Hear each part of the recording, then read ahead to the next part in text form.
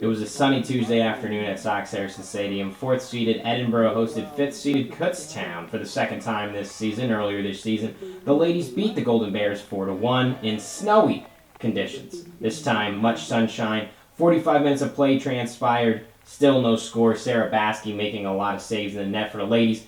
In the second half, the Scots got some more opportunities. Ashley Mutkus getting a few here, but nothing doing. It turned out it was junior forward Alex Brown having to do it herself, unassisted in the 67th minute of play, off the left foot, making it 1-0. The ladies celebratory after that lead.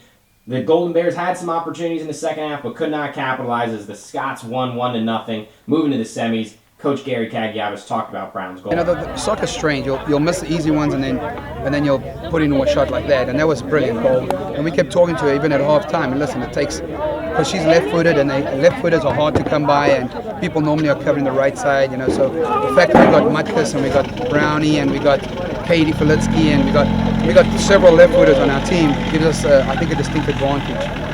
I don't think they had any left footers on their team, so whenever the ball went wide left, they'd cut it back there right. So we were prepared for it. So I thought we did good.